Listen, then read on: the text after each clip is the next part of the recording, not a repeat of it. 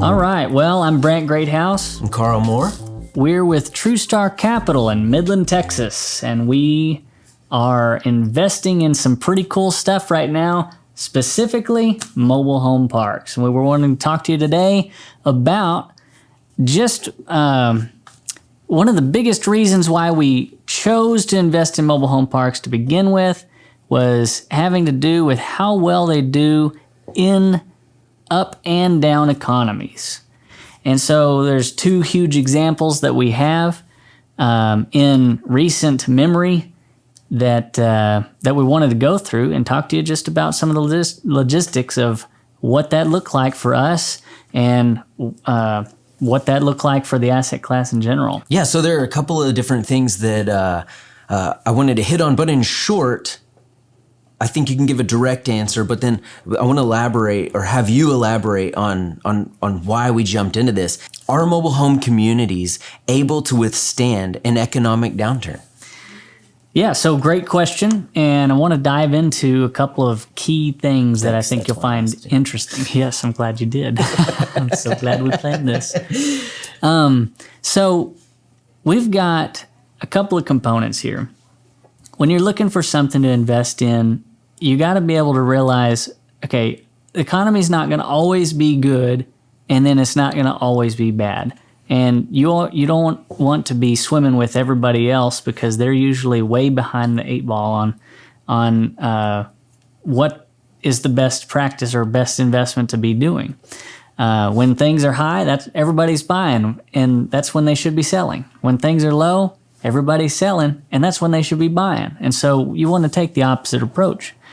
Well, in affordable housing, you have a high demand when the economy is good, and an even higher demand when the economy is down, because people need affordable when the economy is down. So if you just go back in your memory to 2008, we had the real estate market bubble crash. That was crazy. And investors, I'm talking about big investors, they were out there investing millions, if not billions, and they were like everything was burning down. Retail, single family, you name it. I mean, we've completely changed the way that we do mortgages because of 2008, because of the crisis that happened nationwide. Absolutely. And so they were looking around and thinking to themselves, what in the world is not burning down? And then they found mobile home parks. At least we did. Back then it was much more of a secret than it is now. Now it's getting out into the atmosphere. People are like turning their eyes and thinking, wow, that. Okay, we're going to jump in. Because while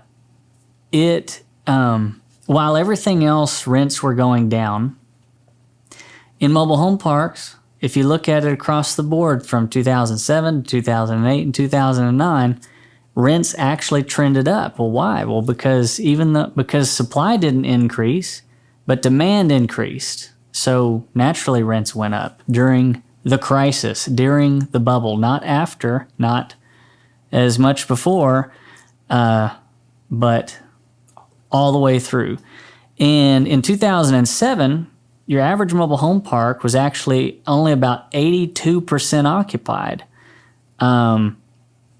2008 hit, 2009, everything went up to an average occupancy of more than 95% during that time. That's incredible. During the worst economic collapse that we've seen in recent history.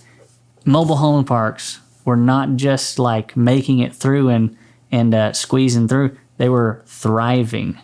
And so we saw that. We started investing in that and for that purpose. And then something that has never happened before, that's unprecedented in our lifetimes, happened. You want to talk about that? Yeah. So I don't know if you guys know, listeners, but the coronavirus came out. Have y'all heard about that? Yeah, it's new and trending. Here we are, almost 2 years into it, and so so as COVID kind of hit and the world began to shut down. I actually was on my 11th anniversary flying home from Mexico, and they stopped allowing flights in from all sorts of countries within a week of us landing back. And I remember coming into the office and you said, hey, something's going on. We need to meet. And so you and I, we gathered in our office and we said, hey, they're starting to lock stuff down. They're starting to shut down retail. They're not letting people go and do certain things. And we got some sort of report that retail space had gone down to 30 or 40% collections in the month of March. Meaning 60 or 70% delinquency. Right. Nobody's paying their rent. And so when that was the case, I remember us gathering in your office and just absolutely preparing for the worst case scenario. If all of these people lose all of their jobs and nobody can pay their rents, what is going to happen to our business? Because we weren't thinking, 2 years down the road. We were thinking, hey, we've got bills to pay next month. We've got our own families to feed. We've got employees that we have to take care of. And what are we going to do to weather this storm? And so if you remember that time, it was so unknown. There was just very little knowledge about what exactly was happening. And it was being built up to be very devastating. And in fact, in a lot of industries it was. But then the next month came, and what happened? Yeah, I mean, our rents just came in. So we pulled back. I don't know if you remember, but I mean, we stopped every project, everything that was capital expenditures and anything additional, and we were bare bones minimum. And we got, I think, 97 or 95% in March, followed up by the opposite, either 97 or 98% in April. And we kind of looked at each other like, we knew that when we got into this industry that we claimed it to be economic proof, that no matter what the economy did, whether it went up or whether it went down, we were going to be okay. But this was not something we prepared for. Well, and we thought, well, maybe it's just because of how awesome we are. We're just doing so amazing. And then we found out there was some more reports, because at this time, we were, as the CEO and CFO, we were really wanting to make sure we're staying on top of the curve. So we were researching, we were reading up on all sorts of reports and everything that was to get us the latest cutting edge information. We found out that nationwide, mobile home parks, we knew that normally they bring in about 98% collections, and it's usual, or it's pretty standard to have about 2%, 1 to 2% in uncollected rents. We were finding out that across the nation, it was 97% collected during the worst months, I would say, of 2020. Yeah, which was unbelievable. And so really, unfortunately, we weren't just that awesome, even though we kind of are. Well, high five me.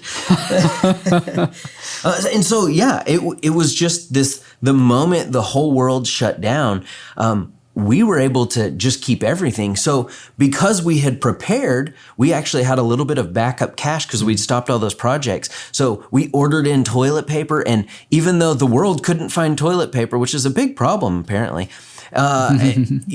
people were able to come and we gave the first roll away for free, and the second roll was $1.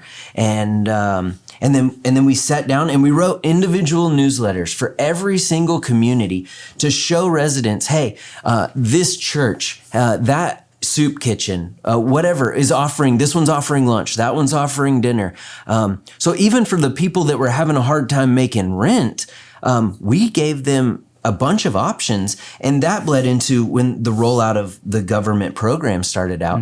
And we said, hey, this is another way that we can continue to serve and love and care for our residents. Putting people in contact, yeah. Yeah, so we just used that. We used some of the government programs, said, hey, fill out this paperwork, we'll fill out our side, and you can, continue to live here.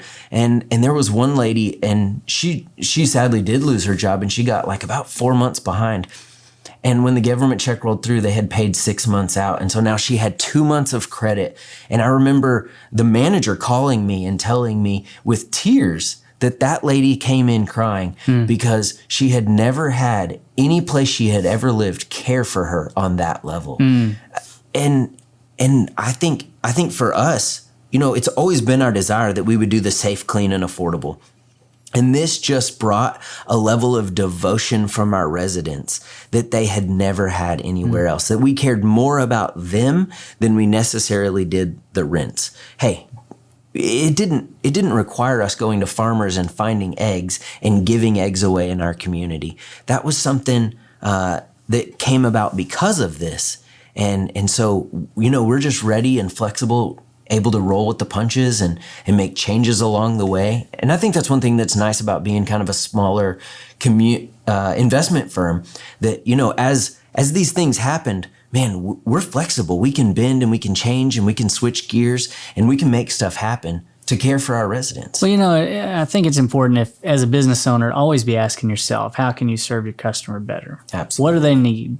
What do they need? What do they want? And how can we help them achieve that? And so the more you serve people, the more it comes back to you in multiples. And so, you know, that's a principle of life. That's a principle of really, you know, anything you do. And if you hold that kind of a standard rather than how can I get mine, you just focus on other people, it's going to help you thrive. So we did thrive throughout that.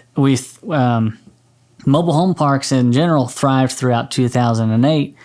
And it wasn't, I mean, occupancy went from 82 to 95 plus in 2008.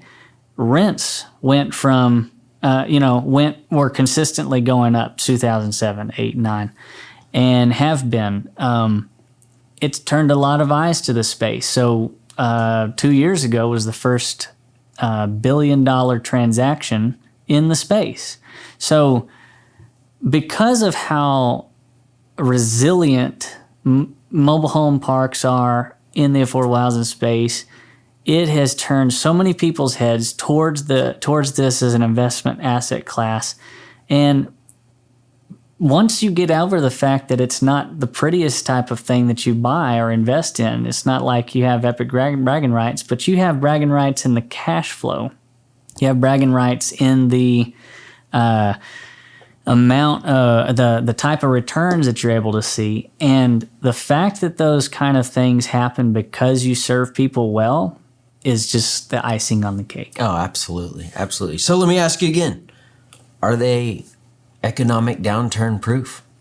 I would say that based on the last two examples, they absolutely are. I can't imagine. I mean, there's certainly always something or a spin on, you know, they say that history doesn't repeat itself, but it rhymes. You know, there could be something similar that happens in the future, and I just can't imagine. The fact is, everybody needs a roof over their head, absolutely, a place to stay warm from the elements. And when you've got that and a safe, clean, and affordable option, it's just gonna work out well, I think, in the long haul for you.